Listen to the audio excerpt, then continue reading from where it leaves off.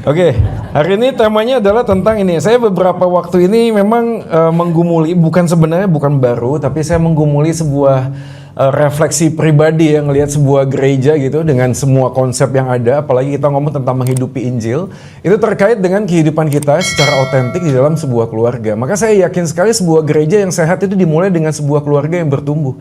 Kalau kita nggak punya sebuah konsep keluarga yang bertumbuh, rasanya kita akan jadi naif ya, kita akan menjadi orang yang mungkin paling muda untuk menjadi aktor atau artis ya di dalam dunia ini. Maka sinetron-sinetron kalau cari aktor mungkin katanya carinya di gereja, karena gereja itu paling gampang sekali ya.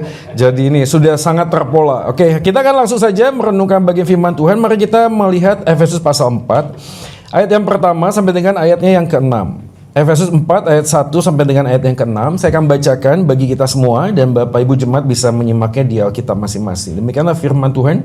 Sebab itu aku menasihatkan kamu, aku orang yang dipenjarakan karena Tuhan, supaya hidupmu sebagai orang-orang yang telah dipanggil berpadanan dengan panggilan itu. Ayat 2. Hendaklah kamu selalu rendah hati, lemah lembut dan sabar, tunjukkanlah kasihmu dalam hal saling membantu, dan berusahalah memelihara kesatuan roh oleh ikatan damai sejahtera. Ayat 4. Satu tubuh dan satu roh sebagaimana kamu telah dipanggil kepada satu pengharapan yang terkandung dalam panggilanmu, satu Tuhan, satu iman, dan satu baptisan, satu Allah dan Bapa dari semua, Allah yang di atas semua, dan oleh semua, dan di dalam semua. Sudah, ini menarik ya kalau kita membaca bagian Efesus pasal 4, maka ada beberapa kata ganti yang dipakai. Ada kata aku, kami, kita yang selalu bergantian. Jadi kalau kita mundur kepada Efesus pasal yang kedua, kita akan melihat Paulus tuh dengan sangat gamblang membuat sebuah formulasi penulisan. Itu tidak hanya sekedar tentang kita, kami, tapi juga kamu, saya pribadi. Dan ini menunjukkan sebuah pesan bahwa menghidupi Injil itu nggak bisa sendirian. Menghidupi Injil itu walaupun iman itu personal, tapi harus diuji dalam sebuah bentuk komunal.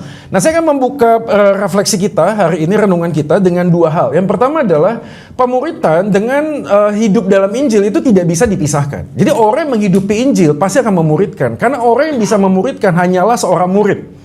Dan of course kita percaya seorang murid adalah orang yang sudah menerima Injil menjadi satu-satunya jawaban dalam segala sesuatunya. Betul ya? Betul nggak sih? Ya, nggak mungkin kita menghidupi Injil tanpa memuridkan. Dan orang yang memuridkan nggak mungkin tidak berpusat kepada Injil. Jadi orang pada waktu ngomong tentang penginjilan itu seringkali salah kaprah, karena orang memberitakan Injil belum tentu menghidupi Injil. Tapi orang yang menghidupi Injil pasti memberitakan Injil. Jadi orang pada waktu ngomong tentang menghidupi Injil, ya harusnya dia akan memberitakan Injil. Nah, bagian yang kedua adalah keyakinan sebuah kebenaran hanya akan menjadi sebuah keyakinan akan kebenaran kalau ada sebuah problem atau masalah. Betul gak sih? Ya kita tidak akan pernah mengerti kita ini punya antibodi yang bagus atau enggak kalau nggak pernah keserang penyakit. Kita hanya bisa merasakan makan kenyang kalau pernah lapar. Kita hanya bisa menikmati air yang sejuk, yang melegakan kalau kita haus. Bagian memang yang nggak bisa dipisahkan gitu. Jadi kita hanya bisa mengerti apa yang kita yakini sebagai sebuah kebenaran kalau kita ini menghadapi sebuah masalah. Maka waktu masalah Tuhan izinkan, masalah adalah cara Allah untuk membuat kita kembali dari jalan yang salah. Masalah cara Allah. Waktu kita punya masalah, jangan hanya berdoa minta solusi, tapi minta Tuhan kasih kita hikmat supaya kita ngerti sebenarnya Tuhan mengizinkan kita ini apa. Karena masalah akan membongkar isi hati kita. Masalah akan membuat kita kemudian tersadar bahwa selama ini aku percaya tentang Injil itu sebenarnya bukan Injil. Mungkin Injil dalam satu bagian yang saya percaya dengan mulut saya, tapi dalam sebuah kebenaran nggak segampang itu. Katanya Anggi Marito kan gitu ya, tak segampang itu gitu ya. Nggak segampang itu brother. Ya ada banyak hal, elemen-elemen yang tanpa sadar itu membuat kita tuh terkungkung. Rasanya gini, kita percaya Injil satu-satunya kebenaran, tapi faktanya adalah koneksi menjawab semua masalah. Oke ya, saya pernah ketemu dengan satu orang pengusaha yang waktu itu mengatakan, Pak, saya ini waktu menghidupi Injil, Pak. Kita ngomong tentang menghidupi Injil, tapi begitu ada masalah, yang pertama saya lakukan adalah buka handphone, cari orang yang saya kenal. Oke, saya calling dia karena saya tahu masalah ini bakal kelar, tinggal satu kali telepon, selesai semuanya. Ya. Tapi dalam perjalanan waktunya dia kemudian sadar, sebenarnya apa yang harus saya lakukan? Apakah saya dengan dengkul saya berdoa kepada Tuhan, lalu kemudian menguji hati saya dan mengatakan, Tuhan, ini pekerjaan bukan punya saya, ini punya Engkau, maka berikanlah petunjuk kepadaku untuk bisa mengambil keputusan. Atau kita dengan cepat membuka handphone, lalu membuka dan membuat sebuah solusi. Jadi izinkan saya hari ini membukanya dengan beberapa catatan, halangan atau tantangan keluarga. Oke, ini dia ya. Rasanya 50 menit kurang ya kalau bicara tentang keluarga ya. 1,5 jam? Oh ya, saya dicariin istri saya nanti. Oke, ini dia ya. Ya, dengan cepat saja ada beberapa hal Bapak Ibu bisa menambahkan lebih panjang listnya, tapi intinya adalah yang pertama adalah kita ada di dalam sebuah kehidupan sosial, ya, ada peer pressure ya. Kita kemudian sadar bahwa nggak gampang, apalagi dengan tradisi timur ya. So pertanyaannya kalau ketemu dengan orang yang lama sudah nggak ketemu atau mungkin orang baru, pertanyaan template. Siapa kamu? Nama. Setelah itu apa? Pekerjaan. Setelah itu apa? Menikah atau tidak menikah. Dan kita tahu pernikahan atau berkeluarga selalu catatannya begitu. Kalau misalnya single ditanya, kapan kamu punya pacar? Setelah punya pacar ditanya, kapan kamu akan menikah? Setelah menikah ditanya, kapan kamu punya anak? Setelah punya anak 1, kita ditanya, kapan punya anak 2? Kasihan kalau cuma 2. Nanti kalau berantem nggak ada yang jadi wasit. Jadi ditunggu anak yang ketiga. Setelah mereka beranjak dewasa, kita ditanya lagi, kapan kamu mantu? Setelah punya mantu ditanya lagi, kapan kamu punya cucu? Setelah punya cucu kita ditanya lagi, kapan kamu meninggalkan dunia ini? Iya, itu otentik sekali yang di belakangnya. Iya. Sulit tradisi timur, seakan-akan gini loh. Pertanyaannya kalau nggak mengikuti formula itu, berarti something wrong with your life. Sama sih kalau ditanya, ya, setelah sekolah SD, SMP, SMA, setelah SMA kuliah, ya. Dan gambarannya adalah kuliah adalah ya bagian dari urutan kehidupan gitu loh. Jadi kalau orang nggak kuliah berarti you fail. Kayak orang tuh berpikir, apakah ada orang yang nggak kuliah dan sukses? Ada banyak gitu loh. Saya bukan ngomong ngajarin nggak usah kuliah, enggak ya. Tapi orang pada waktu kuliah berpikirnya adalah ya memang bagian dari sebuah kehidupan harus dijalani gitu loh. Dijalani, sudah, that's it gitu loh. Jadi orang di dalam sebuah kehidupan sosial, percaya atau tidak, suka atau tidak suka, siapa saya dipengaruhi dari berbagai macam hal yang ada di sekitar saya. Maka sebuah buku mengatakan gini, bagus banget. Dia mengatakan kamu adalah 5 orang terbaikmu. Kamu adalah 5 orang terbaikmu. Jadi kalau mau tanya, saya ini siapa? Ya lihat, teman-teman saya siapa? Orang yang suka judi, pasti teman-temannya judong semua. Pasti gitu. Orang yang suka burung, tahu ya? Ada laki-laki kan suka setiap gitu ya. Pasti komunitasnya itu. Ya kadang-kadang ada grup WA itu. WA hahaha ya, grup apa gitu ya. Ya pokoknya grup apapun. Pasti begitu sudah. Jadi orang pada waktu ada di dalam bagian kehidupan sosial, sadar atau tidak, influence-nya terlalu tinggi. Dan seringkali waktu kita mengambil keputusan, tuntutan sosial jauh lebih mempengaruhi bagaimana kita menghadapi sebuah masalah. Dan gak gampang. Kenapa gak gampang? Karena yang kedua adalah ada unprepared life changing. Ya, ada beberapa orang hari ini nggak sadar bahwa hidup tuh terus dalam fase yang sadar atau tidak, kita tuh terus berubah gitu loh. Dan orang-orang tertentu kemudian tidak pernah berpikir begitu. Ya beberapa waktu lalu saya ketemu dengan satu orang om, ya seorang CEO gitu loh kurang lebih ya dalam sebuah pekerjaan. Lalu kemudian dia pensiun. Setelah pensiun, istri sama anaknya datang sama saya ngomong begini, Kak, tolong ngomong sama papa supaya di rumah jangan marah-marah. Ya, jangan marah-marah. Lalu saya tanya sama omnya, Om, katanya nih istri sama anak om suka marah-marah. Enggak lah, saya biasa kok. Wah, tapi ngomongnya marah-marah. Ya. Enggak kok gitu ya, saya biasa aja ya, tapi omnya marah-marah. Tapi intinya adalah pada waktu menggali sebuah percakapan, ditemukanlah sesuatu. Anda tahu sesuatu? Anda bisa tebak. Post power syndrome. Dulu waktu kerja, dia punya bawahan. Dia punya karyawan. Begitu dia pensiun, dia nggak punya orang yang bisa disuruh. Akhirnya disuruh siapa? Istri sama anak-anaknya. Ya, seakan-akan identitas dirinya itu tergantung dari apa yang dia kerjakan. Itu problem buat kita semua. Seakan-akan saya adalah apa yang saya lakukan. Dan ketika apa yang saya lakukan tidak dapat saya lakukan lagi, gambar diri saya rusak, identitas diri saya rusak. Lalu kita cari pegangan yang lain untuk membuat apa? Membuat diri saya ini eksis, ada. Dan percaya atau tidak, sekali lagi, hidup kita tuh terus berubah. Maka saya punya pola gini, 0 sampai 30 itu adalah discovery moment. Orang itu harus mencari sesuatu yang Tuhan percayakan, supaya di dalam usia 30 sampai 60, dia masuk dalam sebuah defining moment. Orang yang sadar, dia itu punya panggilan tertentu. Ini bagus ya, ini kebenaran umum. Jack Ma, Alibaba, ya, pernah mengatakan, Anda kalau di usia 30 sampai 60, jangan pindah-pindah kerjaan. You have to be an expert. Di dalam satu bagian. Nggak ada lagi coba-coba ini. Kenapa? Karena dalam fase 60 sampai yang seterusnya, kita nggak tahu kapan. Itu orang yang kemudian belajar sebuah deepening moment. Dia harus pass on something, legacy. Ya, kalau lihat wajahnya di sini nggak ada yang 60 ya, kayak 30, 40 ya. Oke, berarti hari ini kita defining moment, right? Oke, kita harus menjadi orang yang betul-betul di dalam sebuah panggilan yang jelas, karunia yang jelas. Waktu kita sadar bahwa hidup itu ada fasenya, kita tahu kapan kita harus pensiun. Anda kalau tanya saya udah siapin dengan cara apa? Instagram saya buat, TikTok saya buat. Kenapa? Karena suatu kali saya mungkin nggak bisa ngomong di sini. Ya, mungkin mimbar saya adalah live TikTok. Ketemu lagi dengan saya. Ya, jangan lupa share, like, and subscribe channel ini. Kan bisa gitu loh. Harus mulai belajar itu. Mulai apa? Nulis buku. Betul nggak sih? Harus belajar nulis buku. Jadi kalau Anda lihat semua Instagram saya, itu bagian dari refleksi saya. Saya mencoba menuliskan sesuatu yang langsung di dalam message-nya, di dalam cuma 6, saya nggak tahu ya, sekarang kalau Korsel tuh 12 ya, bisa 12 atau 15, saya nggak tahu ya. Tapi harus mulai belajar nulis. Kenapa? Karena suatu kali kelak, saya nggak bisa begini, nggak bisa gitu loh. Dulu masih bisa seminar apologetika 2 jam. Wah, berapa kali sesi, masih bisa. Tapi saya sadar, satu kali kelak, mungkin nggak bisa. Harus passing on sama orang-orang yang lain, anak-anak muda yang lain. Yang ketiga adalah broken family relationship. Ada yang lahir dari keluarga broken home? Ya sekali lagi, waktu broken home ngomongnya apa? Ya papa mama divorce gitu ya. Tapi padahal ada orang tua yang tidak divorce, tetap broken home. Ya, karena papanya ada, tapi nggak hadir. Ya ada aja itu, eksis, tapi malfunction. Ya dia tidak melakukan apa yang seharusnya dia lakukan.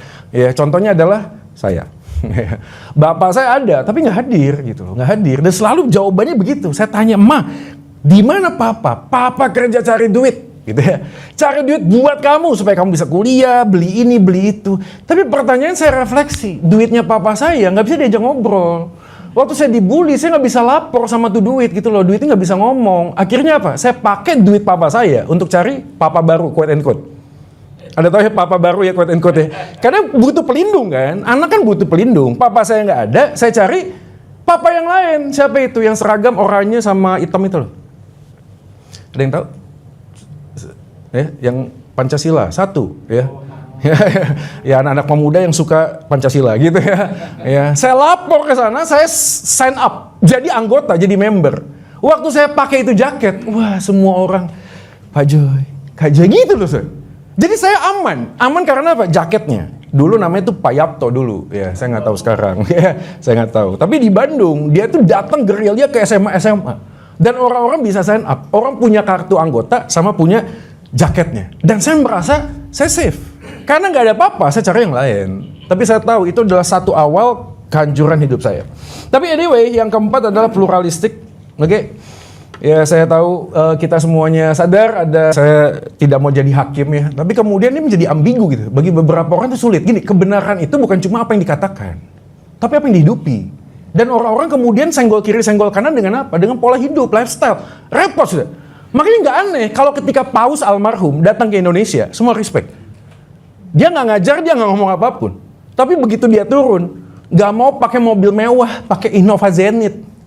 Gitu doang aja orang langsung respect. Dan itu membuktikan bahwa tindakan kita, perilaku kita kadang-kadang lebih kuat dari apa yang kita katakan. Maka menghidupi Injil itu kan begitu ya. Kenapa sih orang nggak bisa menerima Injil? Bukan karena beritanya itu nggak bisa dimengerti, bukan. Tapi karena hidupnya nggak bisa dipahami. Dan ini terjadi mulai dari kapan? Dari keluarga. Ya. Ada banyak orang hari ini cari jiwa di luar rumah, tapi kehilangan jiwa di dalam rumah. Ya. Atas nama pelayanan, perhatiin ya. Aktivitas pelayanan, segala hal yang berbau gereja, kemudian anak bertumbuh dewasa tanpa figur papa mama. Kalau ditanya, kenapa? Karena papa mama itu ya, Senin doa malam, gitu. Selasa latihan paduan suara, gitu. Rabu rapat, Kamis ini, Jumat begini, wah terus sudah. Seorang pada waktu menghidupi Injil, kehilangan esensi Injil. Kenapa? Karena berubah, menghidupi Injil berarti beraktivitas agama. Dan ini dimulai dari mana? Dari keluarga. Saudara, berikutnya adalah teknologi determination. Gak usah terlalu panjang, kayak lebar kali tinggi, kita tahu ya. Ya, teknologi itu begitu cepat sekali. Kita tidak lagi butuh informasi karena informasi mengejar kita. Dan saya kalau ketemu teman-teman di Petra, tadi saya barusan khotbah di Petra, sudah ketemu dengan banyak anak muda hari ini. Mereka kemudian berpikir dengan sebuah analisa kritis yang sangat dalam. Tapi maaf, pemahaman kognitifnya sangat banyak informasi, tapi hatinya kosong. Kosong aja gitu. Ya, mereka burn out, mereka jenuh dengan segala macam informasi. Lu mau cari model Kristen kayak apa di YouTube banyak. Ya, ada orang yang hari ini renungan setiap paginya dari apa? TikTok. Udah saat teduh, udah dari mana? TikTok. Gokil. Ya, cuma 2 menit, 3 menit, set. Wah, udah dapat nih firman, udah selesai. Yang berikutnya adalah moral degradation. Saya nggak tahu dengan kita, tapi rasanya karena teknologi ya orang mau akses apapun, ya sekarang main zamannya VPN. Ya, beberapa orang bisa ambil frekuensi lain yang membuat orang tuh kemudian jatuh dalam dosa. Belum lagi kita ngomong tentang moral yang paling standar lah, cara kita bicara dengan anak atau orang tua kepada anak. Ya, saya nggak tahu dengan kita, tapi saya dibesarkan kalau ngomong sama papa mama harus dilihat. Ya, nggak boleh gitu ya, nggak boleh. Tapi sekarang Anda ngobrol sama anak-anak Gen Z, ada pegang handphone sudah. Iya, tahu, gitu sudah. Jadi orang udah nggak punya etikanya lagi gitu loh. Dalam pertumbuhannya kemudian kenapa begitu? Ya, yang nggak aneh karena teknologi masuk, semua hal yang ada di barat sana masuk ke dalam Indonesia. Ya, dan polanya kemudian diserap saja gitu loh. Oh gini ya ngomong sama papa mama ya biasa kok. Oke kok. Ya, oke kok. Tapi dari semua masalah ini sebenarnya apa sih masalah yang keluarga hadapi? Menurut saya ini. Masalah terbesar kita bukan relasi, bukan sosial, ya oke, bukan duit, ya, bukan yang lain-lain, tapi adalah kekristenan yang dangkal. Kekristenan tanpa Kristus, katanya Michael Horton. Kristen sih, tapi tanpa Yesus ya. Ya, hidup di dalam sebuah kehidupan agama tapi tanpa kekristenan. Sehingga pada waktu menghidupi sebuah Injil dalam sebuah keluarga, gak ada Injilnya, gak ada sudah. Gak pernah ada bapak yang kemudian mengumpulkan istri dan anak-anaknya lalu bicara tentang siapakah Allah Tritunggal, bagaimana dia menyatakan dirinya kepada kita, kenapa Yesus harus datang mati di atas kayu salib. Gak ada saudara, gak ada. Kenapa? Karena konsep kita sebagai sebuah keluarga, ya sudah begitu. Saya ini dididik, dibesarkan oleh papa saya begitu. Dan polanya berputar, sudah. Berputar. Jadi waktu saya spill, kenapa papa saya begitu? Saya sadar, engkong saya begitu. Engkong saya, Batak Tulen. Caranya adalah ya begitu, bapak sama anak laki-laki. Ya udah ada jembatan gitu loh. Sampai dia meninggal. Saya nggak pernah dengar papa saya ngomong minta maaf sama saya. Nggak pernah saya. Ya, begitu sangat budaya Bataknya itu kental sekali tradisinya. Ya. Sehingga setiap kali ketemu papa saya, apa yang dia omongin? Kita harus berhasil, kita harus sukses, kita ini perantau, kita tidak akan mungkin pulang kampung tanpa berhasil. Diputar terus ya? Diputar. Makanya kalau Anda ketemu orang Batak kan begitu ya. Kalau satu orang Batak kan pakai gitar ya, nyanyi butet gitu ya. Ya, kalau 2 orang kumpul main apa? Main catur. Betul ya? Lebih dari 2 orang main kartu. Nah ini bahaya, kalau udah di atas 10 orang bahaya ya, biasanya ada rumah yang dirampok. Ya saya ngomong gini karena saya orang Batak, aman ya jadi ya. Jadi polanya begitu, papa mama saya begitu, hidup dalam gereja, tapi kerjaannya apa? Anda tahu? Pemungut cukai, jadi rentenir. Dia ngutangin banyak orang dengan bunga yang tinggi, dan pola itu biasa dalam kehidupan Batak tuh biasa. Biasa sekali. Dan saya growing up di dalam sebuah culture begini.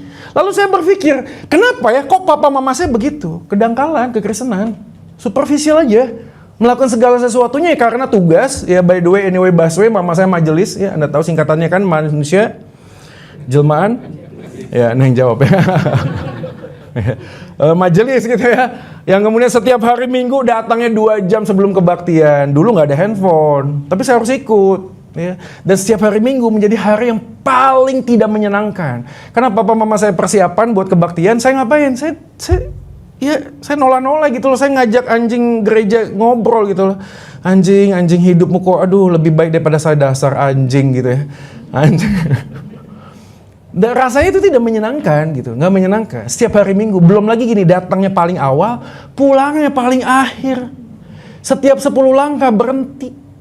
Ngobrol sama orang, udah di pagar ngobrol lagi, udah sampai mobil buka kaca, kamu kemana tadi? Turun lagi dari mobil ngobrol lagi.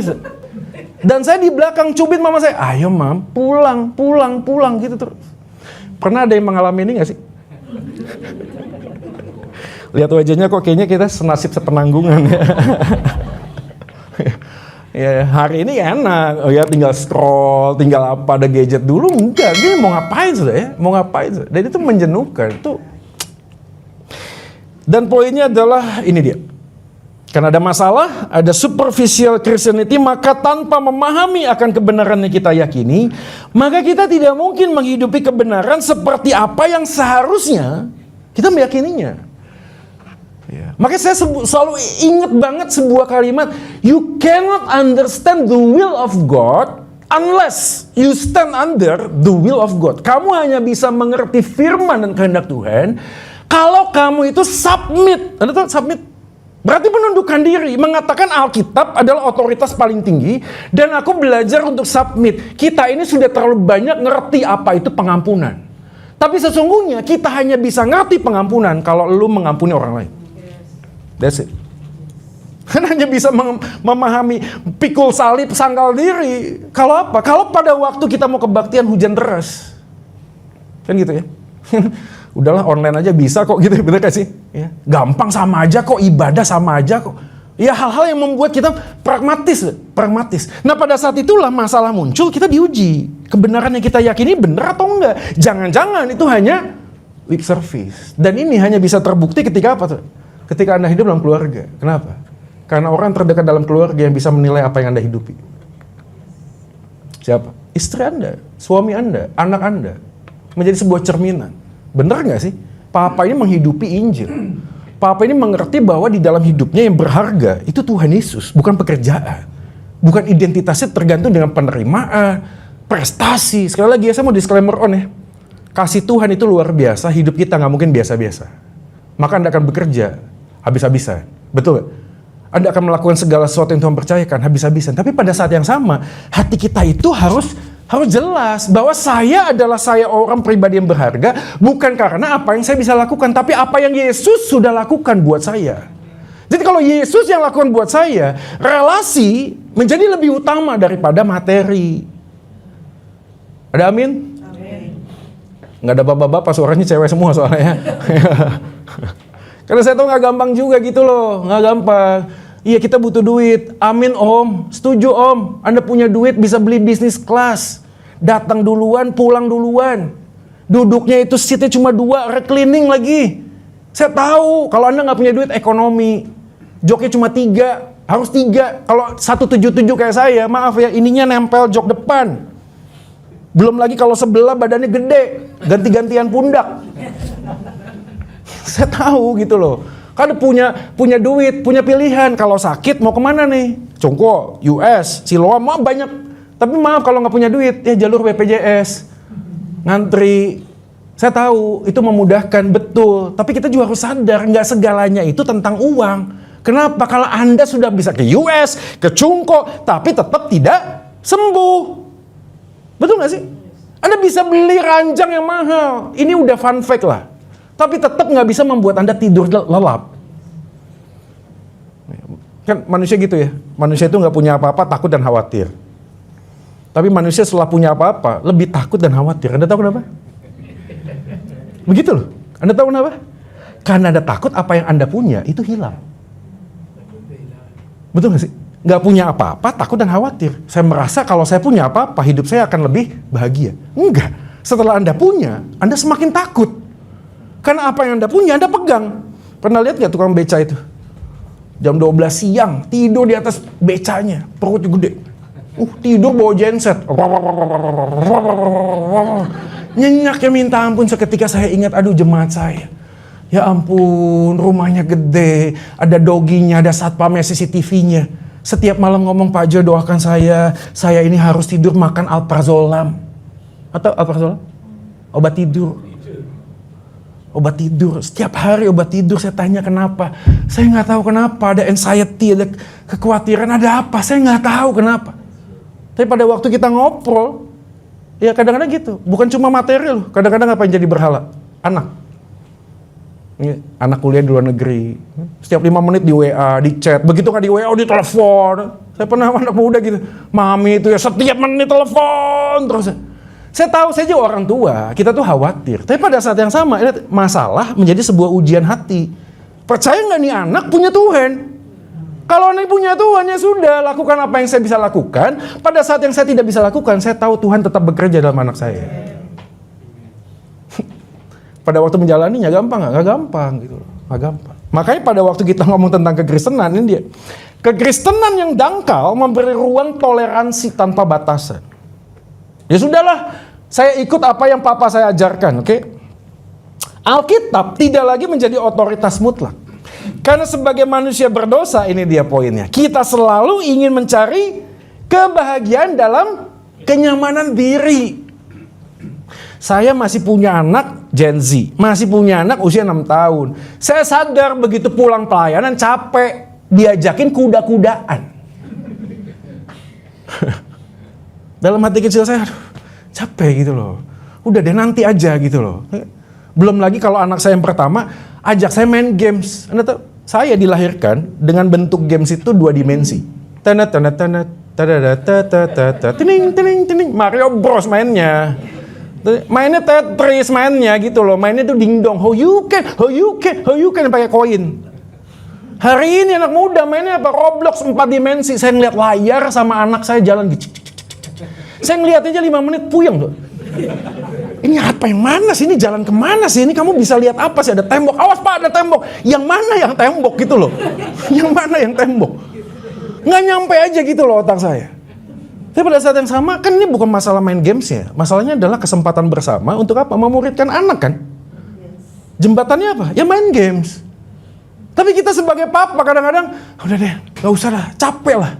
Udah deh, Ujiannya adalah pada waktu kita belajar menjadikan otoritas Alkitab menjadi yang mutlak. Kita kemudian sadar apa? Hai suami, kasihilah istrimu. Gak bisa Pak, istri saya itu kebanyakan ngomong.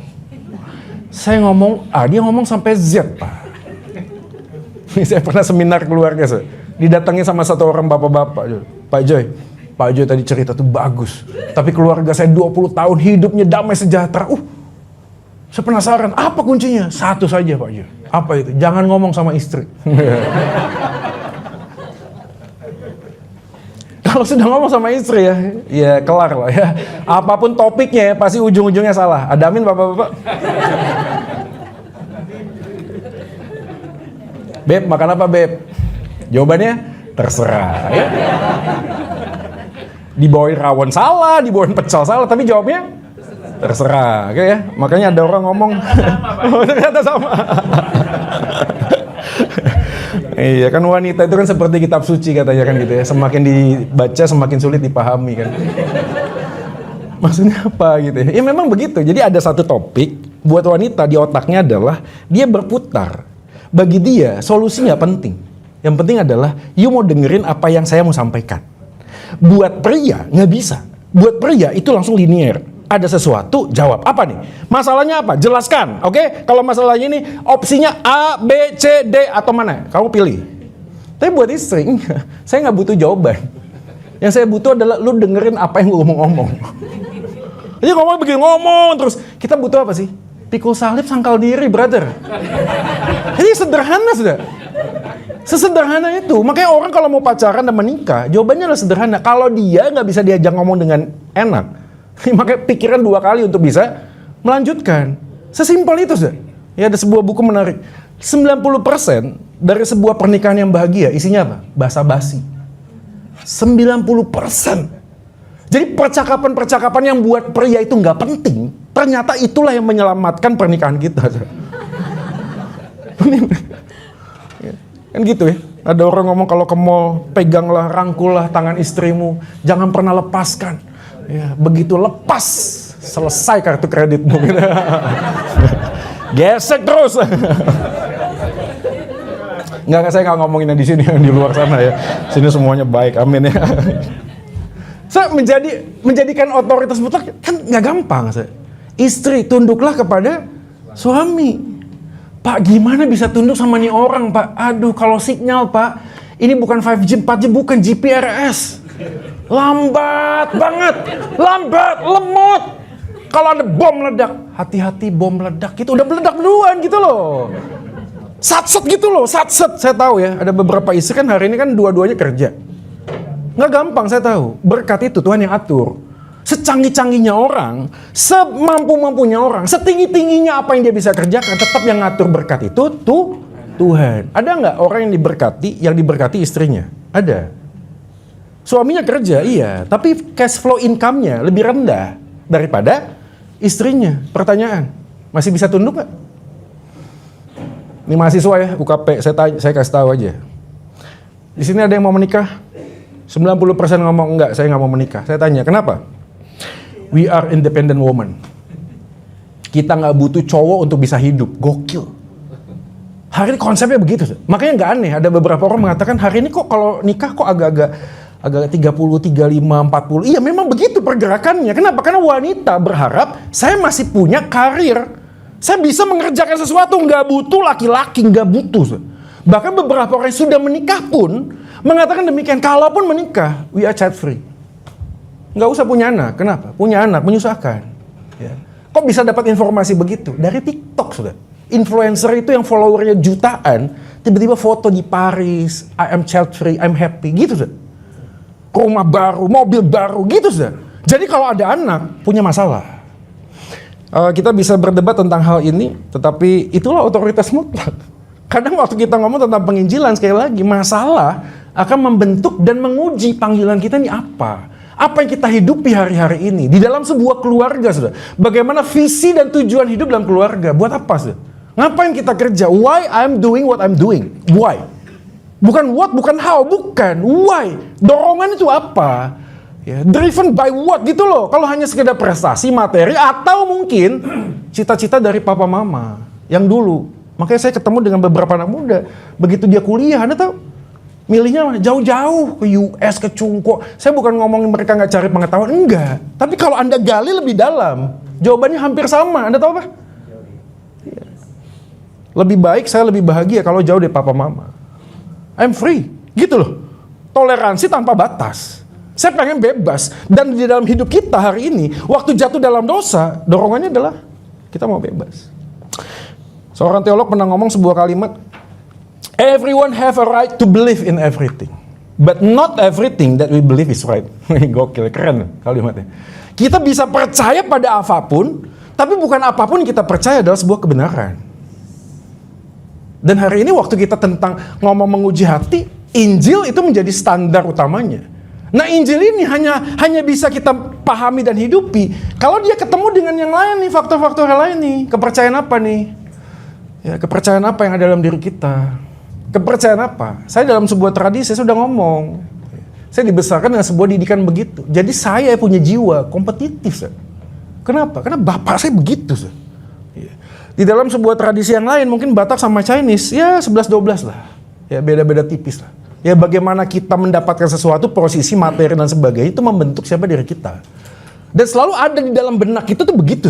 Dan kita percaya itu pada waktu kita ketemu dengan Injil, kita mulai dikoreksi. Gini loh, seandainya apa yang saya miliki dan saya banggakan diambil daripada saya tetap bisa melihat diri saya berharga nggak? Jadi kan pertanyaannya kita harus tanya, kalau apa yang kita banggakan itu diambil dari kita, tetapkah kita bisa percaya bahwa hidup saya itu berharga? Karena one day, at the end, kita ada di dalam sebuah persimpangan jalan. Diuji, kita mau ada di mana? Apa yang kita hidupi hari ini? Kompleksitasnya menjadi banyak nih. Ya, kita nggak punya waktu panjang kali lebar kali tinggi, tapi paling tidak ada saya spill tadi yang awal, tradisi dan budaya sangat kuat. Ya. Anda dilahirkan, dibesarkan dalam keluarga yang seperti apa, disitulah kita terinfluence sangat besar sekali. Dan pada waktu kita terima Injil, terima Yesus yang sudah mati menebus dosa kita, bangkit, ditanya saudara, apakah tradisi dan budaya itu kemudian apa? Menginfluence hidup kita lebih besar atau enggak? Atau justru Injil lah yang menguasai itu? Yang kedua, teologis atau agama. Dan yang menarik ya, sekali lagi saya bukan dalam posisi mau menghakimi. Tapi kalau Anda buka YouTube, banyak orang hari ini kita menjadi kepala bukan ekor. Amin sudah. Amin. Tapi pada waktu kita jadi ekor, lu mau apa? Ini bukan masalah kepala dan ekor, bukan. Ini masalahnya adalah apa yang menjadi panggilan Tuhan di dalam hidup saya. Dan hari ini dalam sebuah konteks teologi atau agama, kita diperhadapkan datang ke gereja, menyembah Tuhan, tapi menjadikan Tuhan sebagai ATM. Gua butuh, gua datang, setelah gua butuh, gua cabut. Gitu, ya. Saya nggak tahu saya pernah cerita atau enggak ya. Tapi saya ingat sekali sama teman saya, hamba Tuhan di Malang. Setelah saya pelayanan di Malang, lalu diajak makan, ngobrol, dia cerita. Hai Joy, kemarin saya ke Surabaya loh nganter anak basket, lalu kemudian kita cari gereja. Dia ke gereja di sebuah mall, nggak bisa sebut lah ya labelnya apa ya, Anda tahu lah ya. Dia datang terlambat, duduknya di belakang. Pada waktu kebaktian, suaminya salfok. Karena lihat anak pemuda di depannya pegang handphone dari awal ibadah. Pegang handphone. Ya, jadi nggak bisa fokus ibadahnya. Ngintip, ngapain sih, kepo dia. Ternyata bukan main games. Dia ngelihat ada bar naik turun. Wah, berarti lagi trading Bitcoin dia. Waktu jalan ibadah, ternyata depannya itu kasih gimmick yang gitu. Tambah kepo lagi. Lihat ngapain? Dia jual cuan cepet yo. Gak lama kemudian dia scan barcode di depan pintu. 10 juta per puluhan gitu, gokil ya. Usut punya usut, tahu punya tahu. Beberapa anak muda hari ini punya keyakinan begini. Yuk kalau trading di gereja, maka tingkap-tingkap surga akan dibukakan. Akan diberkati ya. Nah setelah Anda diberkati, jangan lupa kasih perpuluhan. Fun fact sudah, fun fact. Ya datang ke gereja menyembah Tuhan, tapi yang jadi Tuhan bukan Yesus dirinya. Iya. Ini konsep dari mana? Ini konsep dari apa yang kita percayai, apa prosperity gospel sudah. Bahwa Tuhan memanggil kita hidup di dalam kelimpahan-kelimpahan sama dengan banyak duit, jadi Timothy Ronald, orang-orang yang berkuasa, punya materi dan sebagainya. Yang ketiga adalah sosiologis lingkungan. Saya nggak spill panjang lebar, tadi kita udah ngomong, Anda adalah 5 orang terbaik Anda. Yang keempat adalah gereja, komunitas di mana kita berkumpul, sudah. Ya. Dan ini juga repot, sudah. Saya tahu ada beberapa orang hari ini yang punya bisnis sama-sama dengan rekan atau jemaat di gereja. Ujung-ujungnya, waduh. Ya, PHP ya. Saya kemarin ke Jakarta, ada satu orang taksi datang, Pak Jo, saya sudah nggak suka lagi sama hamba Tuhan. Lu kaget ya? Loh saya hamba Tuhan loh. Ya selain Pak Jo gitu ya. Mungkin dia takut saya sakit hati ya. Saya tanya, kenapa sih? Waktu itu saya punya ibu gembala. Tiba-tiba dia datengin saya, dia ngomong begini, saya dengar suara Tuhan. You harus bisnis sama nih orang. Dia kenalin satu orang. Gak lama kemudian setelah kami berbisnis, dia ngecek gua. Puluhan M sudah. Dan kasusnya masih di Polda, sudah 5 tahun. Mangkrak, gak jelas. Dan kemudian dia berpikir, ini ibu gembala. Ngomong atas nama suara Tuhan. Lalu kemudian dia merasa, kok begini ya? Kok begini? Lalu setelah kejadian itu, ibu gembala kemana? Hands up. Sudah, hands up. Yang berikutnya adalah kelima, psikologi atau kejiwaan. Ini bicara apa sih? Baggage of life ya. Bagasi kehidupan. Anda tahu ya? Beberapa orang itu punya trauma masa lalu. Ya ada narcissistic personal disorder, yes, NPD. Ya ada juga ADHD, ada juga post traumatic syndrome disorder, ada juga. Beberapa orang yang pada waktu kecil pernah dibully sama orang lain, dasar lu miskin, dasar lu carry. Tanpa sadar dia dikuasai oleh omongan orang tersebut, dia jadi workaholic. Pagi sampai pagi kerja terus, bukan cuma duitnya, bukan. Tapi dia pengen menyembuhkan masa lalunya dengan apa? Pencapaian. Karena dia takut jadi miskin. Karena miskin salah. Miskin menyakitkan, miskin melukai hati dia. Psikologis. Nanti dalam percakapan kita bisa memikirkan ini lebih dalam lagi. Bagi pemikiran sekuler, Harry Blamire, saya merekomendasikan buku ini, judulnya The Christian Mind. Tadi pagi saya posting di story saya, salah satu kalimatnya. Tapi ini menarik sekali. Bagi pemikiran sekuler, keyakinan religius hanyalah merupakan masalah preferensi dari individu yang bersangkutan, bukan untuk dijadikan kebenaran objektif, melainkan hanya untuk kebutuhan dan milik pribadi. Jadi selama dia masih bisa menjawab apa yang saya butuhkan, gue percaya. Tapi kalau udah enggak lagi, ya udah gue cari yang lain. Ya. Dan ini dihadapi dengan beberapa rekan kita, saudara kita. Saya sekali lagi tidak dalam posisi menghakimi. Ya kan? Tapi saya tahu, ini bukan masalah argumentasi dan informasi, bukan. Ini masalah apa? Masalah hati. Dia membutuhkan apa? Damai sejahtera dan sukacita. Begitu aja. Makanya Anda kalau tanya orang pindah agama, pasti ada sebuah benang merah yang sama. Anda tahu? Di agama dulu saya tidak menemukan damai sejahtera. Di agama yang baru saya menemukan damai. That's it. That's it. Ini bukan masalah penalaran, diskusi, bukan. Sekali lagi ya, itu penting. Tapi kalau Harry Blamire ngomong ini ada di dalam sebuah gereja. Kita bisa berpikir tentang kekristenan, tapi tidak berpikir secara Kristen. Kita bisa memikirkan Injil, tapi tidak menghidupi dan melihat segala sesuatunya dengan Injil. Bisa, sudah. Bisa. Jadi menjadi problem karena pada waktu kita memikirkan ini, Roma pasal 10 menjelaskan ini. Sebab aku dapat memberi kesaksian tentang mereka, mereka sungguh-sungguh giat untuk Allah. Kalimatnya bagus ya, giat untuk Allah, tapi tanpa pengertian yang benar. Karena tidak ada pengertian yang benar, mereka mencoba untuk mendirikan kebenaran mereka sendiri. Saya sedikit tips ya, Bapak Ibu sekalian, kalau Anda menghadapi seorang Kristen yang percaya apa yang diyakini sebagai sebuah kebenaran, tapi menutup ruang diskusi, saya yakin apa yang diyakini bukan benar. Karena kebenaran yang objektif harus terbuka terhadap sebuah kritikan, masukan, diskusi sudah.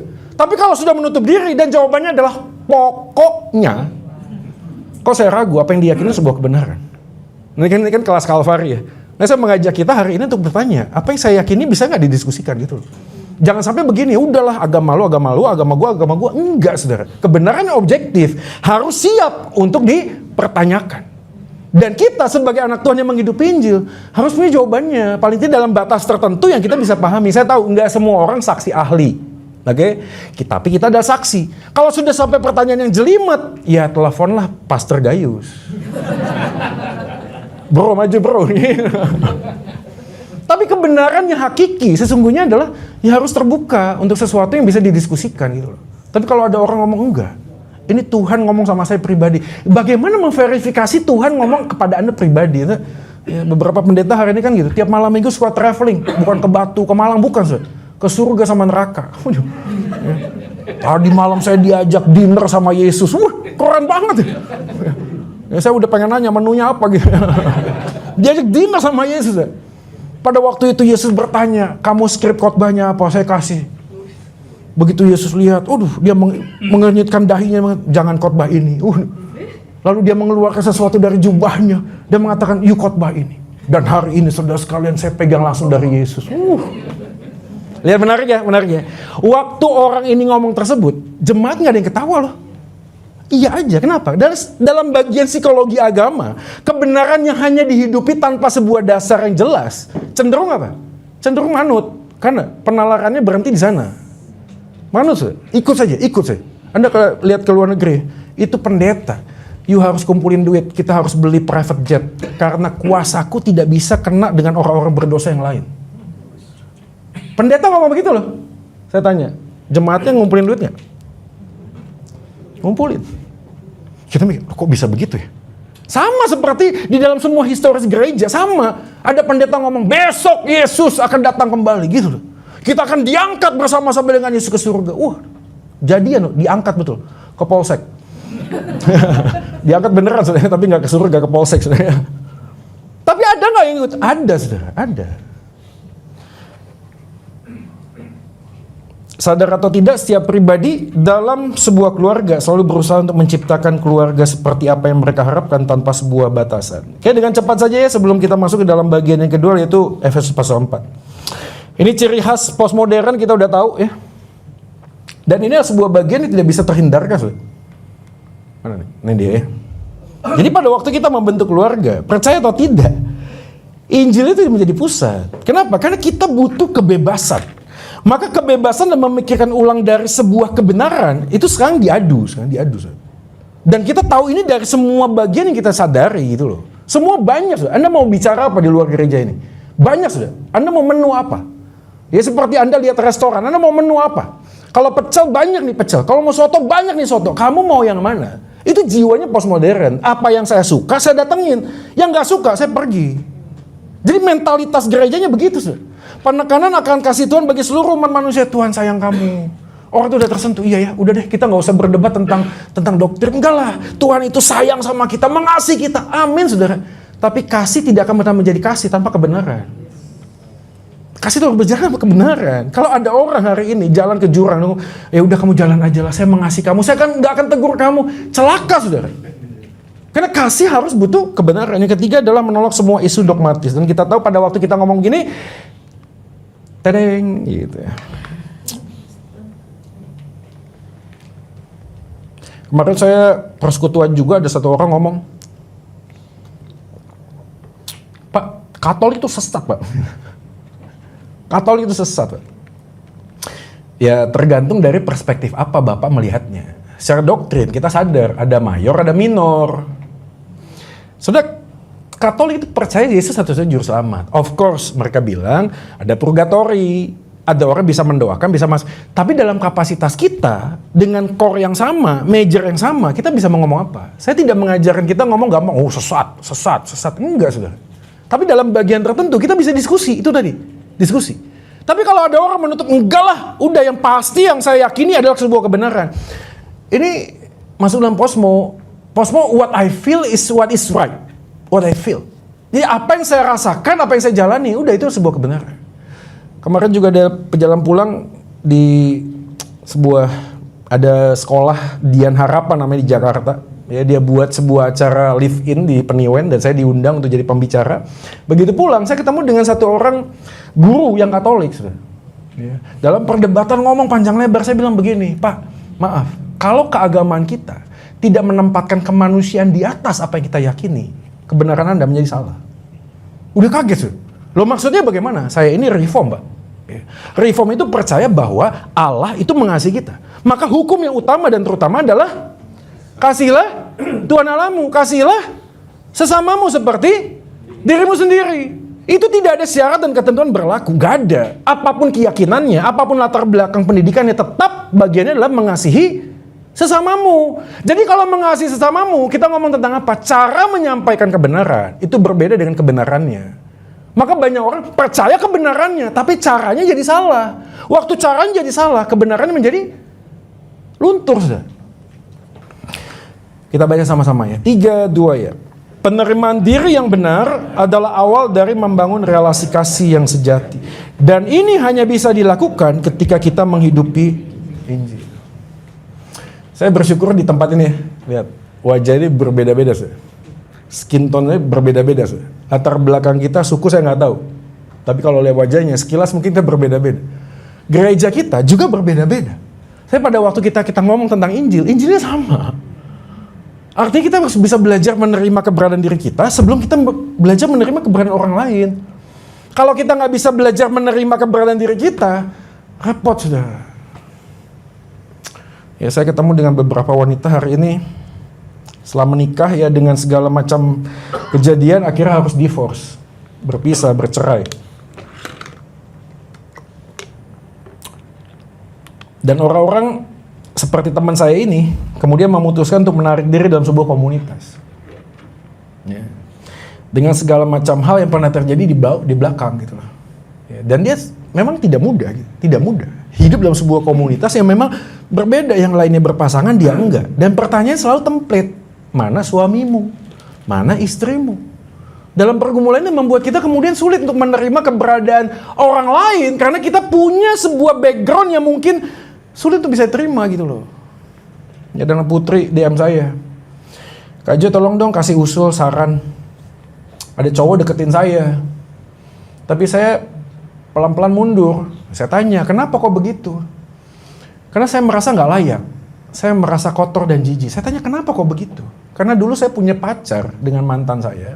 Dia maksa saya untuk video call dan membuka baju saya. Saya sudah tidak mau lakukan. Tapi saya sudah menyesali. Tapi itu terjadi.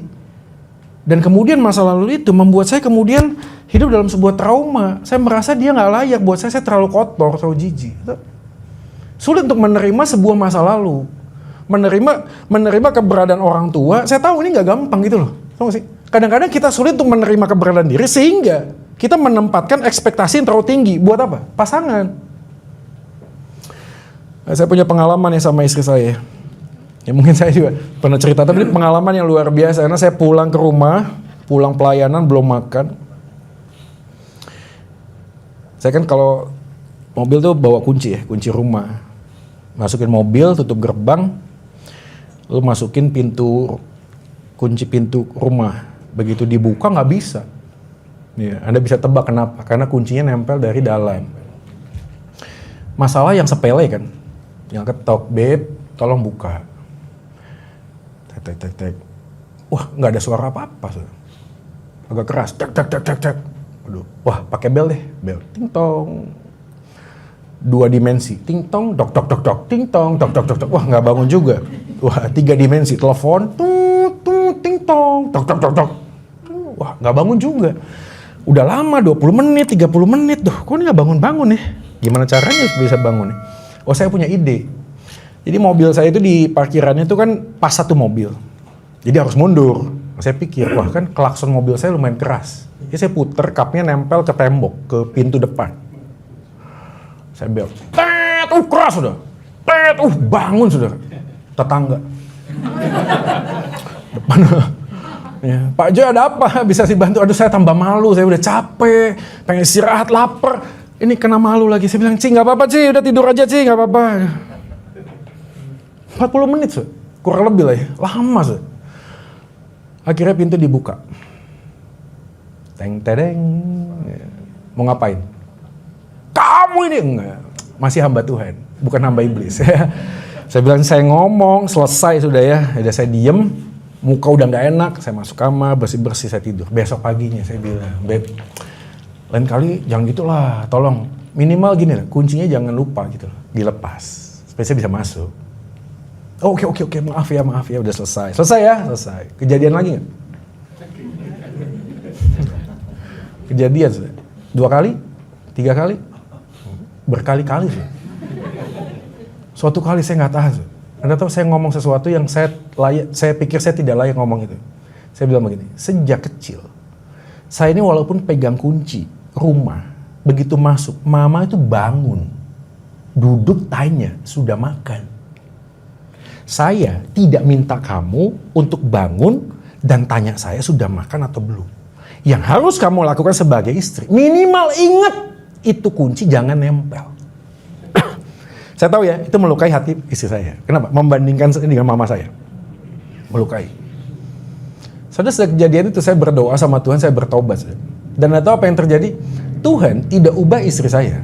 Anda tahu Tuhan ubah saya? Ubah saya. Begitu lihat jam 8, wah saya WA dulu. Beb, jangan lupa ya, kunci jangan nempel. Caranya mainnya gitu loh. Pada saat yang sama saya tahu saya harus menerima keberadaan istri saya yang memang bukan seperti yang saya harapkan. Saya harus belajar gitu loh. Belajar menerima, jangan cuma minta Tuhan ubahkan istri atau suami saya. Minta Tuhan ubahkan hati saya supaya punya hati yang lebih besar menerima orang yang gak berubah.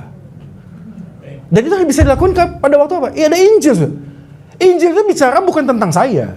Injil itu bicara tentang kepentingan orang lain. Seperti Yesus datang ke dalam dunia, tidak menempatkan kepentingan dirinya menjadi yang utama, tapi menempatkan kepentingan orang berdosa. Apakah kita layak untuk diselamatkan? Enggak, saudara. Tapi dia memilih untuk melakukannya. Nah, pada waktu kita menghidupi Injil, kita diminta, Tuhan, saya belajar untuk menerima pasangan saya, anak saya, yang bukan seperti yang saya harapkan. Tapi saya tahu, di tengah-tengah ketidaksempurnaannya, dia tetap istri dan suami yang terbaik yang Tuhan kasih. Dan ini hanya bisa dilakukan kalau kita belajar ini. Injil mengajarkan bahwa Yesus menerima kita apa adanya, tapi tetap menginginkan kita untuk tidak hidup seadanya.